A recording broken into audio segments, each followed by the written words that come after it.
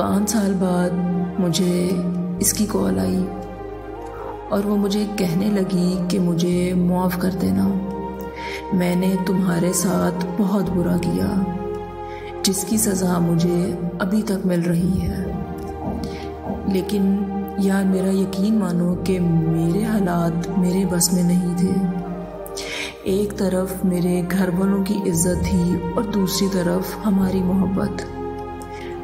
मैं घर वालों की इज्जत ख़राब करके हमारी मोहब्बत को आबाद नहीं कर सकती थी, इसीलिए मुझे हमारी मोहब्बत की कुर्बानी देना पड़ी। और मैं मानती हूँ कि मैंने तुम्हारे साथ बहुत गलत किया जिसकी सज़ा मुझे आज तक मिल रही है।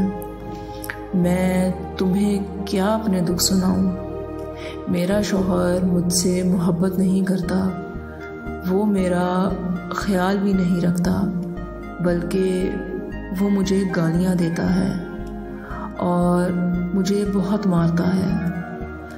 आज 5 साल हो गए हैं, मैं माँ नहीं बन सकी, इसलिए आज वो दूसरी शादी करना चाहता है।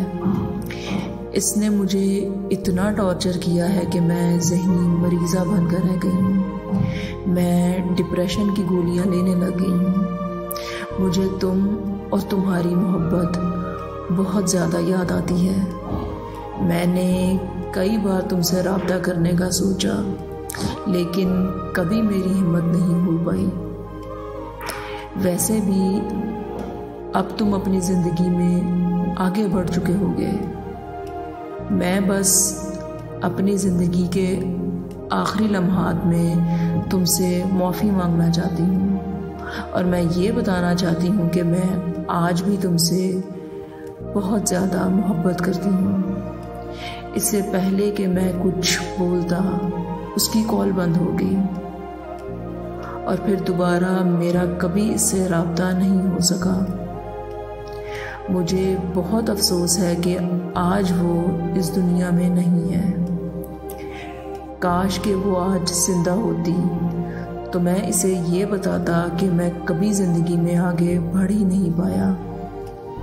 काश कि मैं इसे बता पाता कि मैं भी इससे बेहद मोहब्बत करता हूँ। इतनी मोहब्बत करता हूँ कि इसकी कोई हद नहीं है। काश कि आज तुम जिंदा होती।